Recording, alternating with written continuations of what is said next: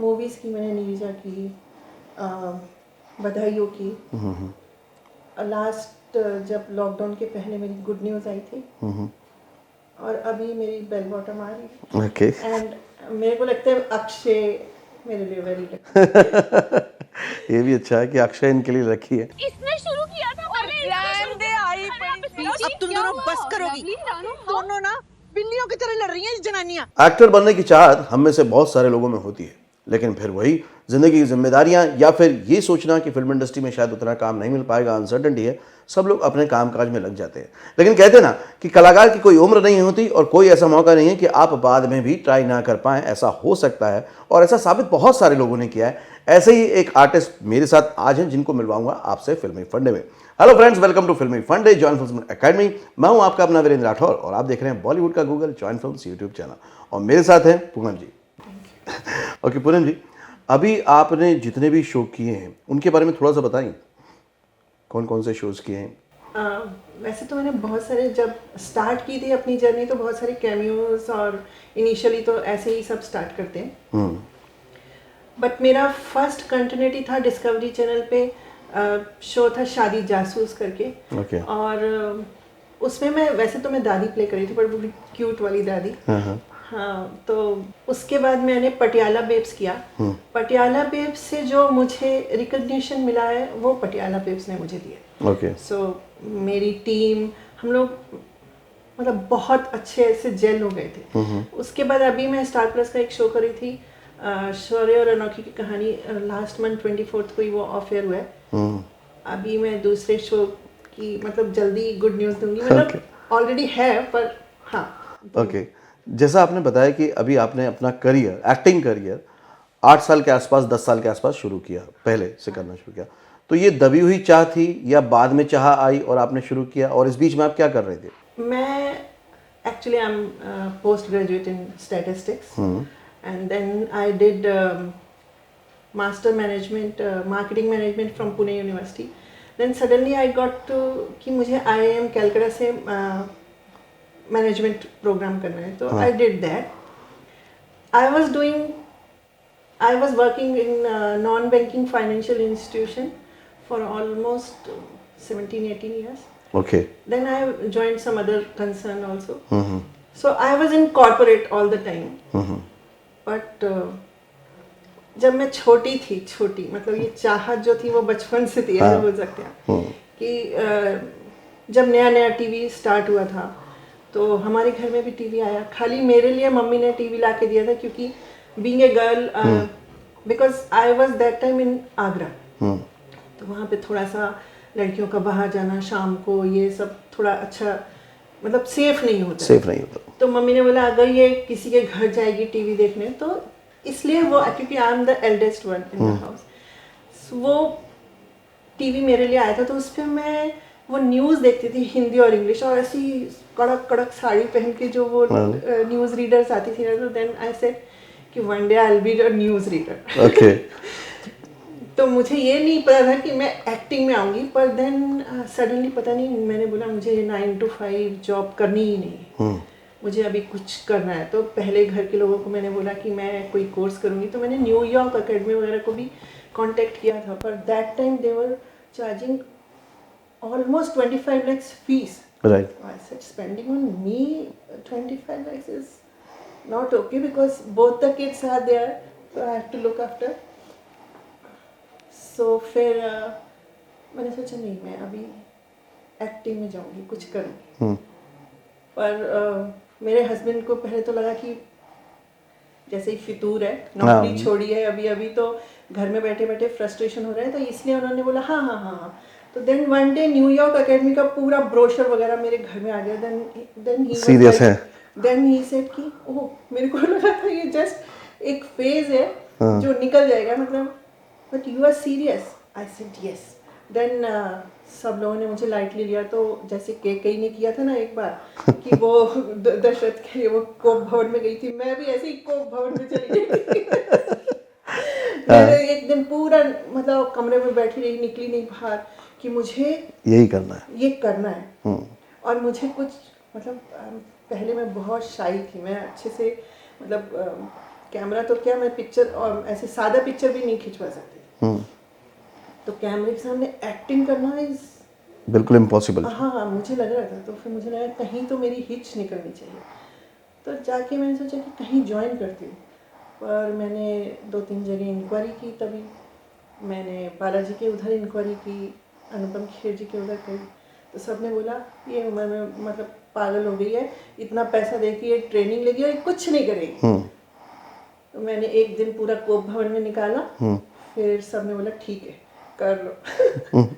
फिर आपने कोर्स किया। हाँ मैंने कोर्स किया। Very good. ये भी बात बहुत अच्छी है कि आपने सीखने की अहमियत को समझा कि ठीक है ये एक नई चीज़ है जिसको मुझे सीखना जानना ज़रूरी है। तो आपने कोर्स कंप्लीट किया, फिर आप जब मेन आता है जब ऑडिशन देने जाते हैं, तो वो जर्नी कैसी रही ऑडिशन देने वाली? हाँ तो मुझे याद है कि सबसे पहला ऑडिशन मैं श्री जी में दे रही थी, शायद वो स्टूडियो 97 होगा, और when I went there maybe 100 of people were standing. I said hell with it, इतने सारे लोगों के सामने, और मुझे वो कैमरा फेस करने, फिर मैंने सोचा अब आई हूँ तो दूंगी तो सही। कैसे तो भी नंबर लाया कि अंदर गई तो मैं सोच रही हूँ अच्छा ये 10 लोग दे देंगे, फिर उसके बाद मैं दूंगी, अच्छा ये 10 लोग दे देंगे तो मैं दूंगी। फिर वो तो 10 जाते हैं 20 अंदर आते हैं, 10 जाते हैं 20 अंदर आते हैं। तो मैंने बोला ये तो इम्पॉसिबल ही लग रहा है, कितने घंटे बैठूंगी, चलो दे दूँ। हाँ तो दे दिया। वो मुझे पता था वो मेरा नहीं है, क्योंकि अच्छा तो हुआ नहीं था। हाँ, नर्वस थे आप? बहुत नर्वस थी, बहुत नर्वस थी। तो अच्छा तो नहीं था वो, मुझे भी पता था कि ये मेरा तो है। वो एड का ऑडिशन था। फिर उसके बाद मैंने सोचा नहीं ऐसे काम तो नहीं चलेगा, बिकॉज अगर आना है इस फील्ड में तो आजू बाजू रहेंगे ही। मैंने जब मैं जाती थी ऑडिशन देने तो मुझे 25 लोगों 50 लोगों मेरे लिए कोई भी नहीं होता था परफॉर्म करा है। अब मुझे बस वो कैमरा दिखता था, और मैंने सोचा इस अगर मैंने नहीं किया अच्छा तो मुझे तो कभी नहीं मिलेगा। तो अगर मैं ये देखती रहूँगी कि 4 लोग हैं 5 लोग हैं ये जाएंगे, तो फिर तो होने वाला नहीं। तो मैंने अपने अंदर से बहुत सारा कॉन्फिडेंस इकट्ठा किया। हाँ बटोर के मैंने बोला चलो। देन ऑडिशन तो मेरे बहुत अच्छे गए, इवन कास्टिंग डायरेक्टर्स भी मतलब खुद उठ के बोलते थे कि ये बहुत अच्छे वाले ऑडिशन है। पर बहुत दिन मेरा कुछ नहीं हुआ। तो छोटे मोटे एड्स वगैरह आए, तो मैंने बोला यार ये तो कुछ हो नहीं रहा है, अभी क्या करना चाहिए। पर फिर मतलब आप देते रहोगे ना ऑडिशन तो आपकी स्किल भी पॉलिश होती है। स्किल तो पॉलिश होती है, फिर आप सामने वाले से जो कंपेटेबिलिटी आपकी वो हो जाती है, और आपको लोग पहचानने भी लगते हैं, और फिर वो आपको खुद होके बुलाने लगते हैं, और जब वो खुद होके बुलाने लगते हैं तब समझो कि आपने एक स्टेप तो आगे ले लिया। राइट। ओके। तो कितने ऑडिशन के बाद एक पहला अच्छा चांस मिला? अप्रोक्सीमेटली कितने ऑडिशन के बाद? वैसे कैमियो करने के लिए तो मैंने कुछ ज़्यादा ऑडिशन नहीं थे, पर मेरा वो कैमियो पे फोकस ही नहीं था। मेरा था कंटिन्यूटी रोल। तो देखा जाए तो मैंने बहुत सारे ऑडिशन कंटिन्यूटी के लिए नहीं दिए। हाँ, पर जो मैंने ओवर द पीरियड ऑडिशन दिए थे उससे जो मेरा पॉलिश जो समझ लो, या मुझे थोड़ी सी नॉलेज समझ लो, जैसे कैमरा को किस तरफ देखना है, इस तरफ देखना है, इस तरफ देखना है, और कॉन्फिडेंस लेवल में भी फर्क आया होगा। हाँ तो फिर जब लोग पहचानने लगते हैं और वो थोड़ी सी आपकी कदर करने लगते हैं कि हाँ ये अच्छा एक्टर है, बस इसको एक बोलते हैं ना एक टाइम होता है, आपका एक टाइम होता है, वो टाइम आपको कब आएगा कैसे आएगा कुछ नहीं पता। आपने फिल्में भी की काफ़ी? हाँ मैंने फिल्में की। सबसे पहली फिल्म तो मेरी गोरी तेरे प्यार में थी, पर उसके साथ बहुत बड़ा ये हो गया कि उसमें जिस लड़के की तरफ से हम प्ले कर रहे थे वो 4-6 दिन शूट करने के बाद वो लड़का ही चेंज हो गया। Okay. Because of some reasons, I don't know. तो फिर वो थोड़ी सी उन्होंने साउथ इंडियन लुक लाने के लिए तो हमारा वहाँ पे कट हो गया, तो वो मेरा इतना अच्छा नहीं हुआ। फिर ऐसे मैंने मूवीज़ की, मैंने नीरजा की, बधाइयों की। लास्ट जब लॉकडाउन के पहले मेरी गुड न्यूज़ आई थी, और अभी मेरी बेल बॉटम आ रही है। ओके। एंड मेरे को लगता है अक्षय मेरे लिए वेरी लगता है। ये भी अच्छा है कि अक्षय इनके लिए रखी है। ओके, लेकिन अब जब आप पीछे मुड़ के देखते हैं और जो आपने डिसीजन लिया था, क्योंकि वो डिसीजन लेना उस टाइम उतना आसान नहीं रहा होगा कि एक चलती हुई एक जॉब छोड़ी जाए, एक नए कैटेगरी में, नए प्रोफेशन में जाया जाए, तो क्या लगता है सही डिसीजन था कोप भवन में जाना और छोड़ना? नहीं, थोड़े दिन बाद तो मुझे लगा था कि कुछ गलती हो गई है। हाँ, क्या करूं। फिर मैंने बोला नहीं, एक बार और ट्राई करती हूँ, एक बार और। पर इसमें मेरे फैमिली और मेरे हस्बैंड हमेशा मेरे पीछे रहे, बोले करते रहो, मुझे पूरा यकीन है मिलेगा। ओके, तो मैं करती रही। और मेरे मतलब हस्बैंड मुझे मोस्ट ऑफ द ऑडिशन के लिए बेचारे वही खुद ही ड्राइव करके मुझे लेके गए थे। ओके, नहीं फैमिली का सपोर्ट तो बहुत ज़रूरी है ही। अब कभी आपके कॉर्पोरेट वर्ल्ड वाले फ्रेंड्स मिलते हैं और सेल्फी खिंचाते हैं आपके साथ? सेल्फी खिंचाने का मौका तो इतना नहीं मिला, क्योंकि शेड्यूल आजकल थोड़ा बिजी रहता है।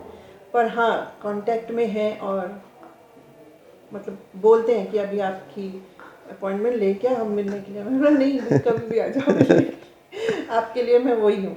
अच्छा, जहाँ पे आपने एक डिसीजन लिया कि नहीं यार अब मुझे ये करना है, मैं ये सोचता हूँ पूनम जी कि बहुत सारे ऐसे लोग होंगे जो इस दुविधा में, इस कन्फ्यूज़न में, कॉन्फ्लिक्ट में जी रहे होंगे कि नहीं यार शायद नहीं हो पाएगा। ऐसे लोगों से, ऐसे आर्टिस्ट से आप क्या कहना चाहोगे? मैं कहना चाहूँगी कि अगर आप चाहते हो दिल से, मतलब जस्ट कि सामने वाला कर रहा है इसलिए मैं हाँ, करूँ, कि ये मतलब अगर आपका कोई फ्रेंड है या आपके कोई रिलेटिव्स हैं या आपका कोई नोन पर्सन है, उसको देख के अगर आप ये डिसीजन ले रहे हो तो इट्स अ रॉन्ग थिंग। अगर आपके अंदर से बहुत इच्छा है कि मुझे ये करना है और मुझे इसमें कुछ ना कुछ करके दिखाना है, तो I think you should just go for it. But you have to give not only 100%, you have to give 200% initially, because initially आपको जगह बनाने के लिए इंडस्ट्री में, बिकॉज यहाँ पे एक रोल के लिए इतने लोग होते हैं कि आपको समझ नहीं आता कि आप क्या आप रहोगे कि नहीं। पहले आप अपने अंदर ऐसा कॉन्फिडेंस बिल्ड करिए और just go for it, give your 200%। Thank you Poonam ji, thank you very much, thanks a lot. Thank you. तो ये थी पूनम जी आज के फिल्मी फंडे में। जिन लोगों को आप टीवी पे देखते हैं, फिल्मों में देखते हैं, वो मिलते हैं जॉइन फिल्म्स के यूट्यूब चैनल पर। तो अगर चैनल से पहली बार जुड़े हैं तो चैनल को सब्सक्राइब कीजिएगा, बेल आइकन को प्रेस कीजिएगा। और आज के वीडियो में जो हमने सीखा है आपके लिए हमेशा की तरह कंक्लूड करता हूँ। पहली बात ये कि अपने दिल की दबी इच्छाओं को, बचपन की दबी इच्छाओं को दबे मत रहने दीजिए। जब भी मौका लगे तब पूरे दिल से 200% के साथ उतर जाइए और काम करते जाइए। नर्वस होंगे, डर भी लगेगा जैसे पूनम जी को भी लगा, लेकिन उसके बाद अगर कंसिस्टेंसी है, कंटिन्यूटी है, तो काम मिलना तो तय है, क्योंकि यहाँ पर टैलेंट की वाकई कदर है। अगले वीडियो में फिर से मिलेंगे, तब तक के लिए देखते रहिए, सीखते रहिए, जमे रहिए। All the very best. Actor बनने का सबसे आसान तरीका अवार्ड विनिंग एक्टिंग गुरु वीरेंद्र राठौर का best seller acting method switch on switch off acting method है। इस कोर्स से सीखकर आप भी कुछ ही दिनों में एक बेहतरीन एक्टर बन सकते हैं, जिसे साबित करते हैं इसके अमेजिंग Amazon और Google के ratings and reviews. Switch on switch off acting method अभी तक का सबसे सरल और प्रभावी मेथड है, जो आपके समय और महंगी फीस दोनों को बचाता है। Switch on switch off acting method course book आपको Amazon, Flipkart, join films website पर अवेलेबल है।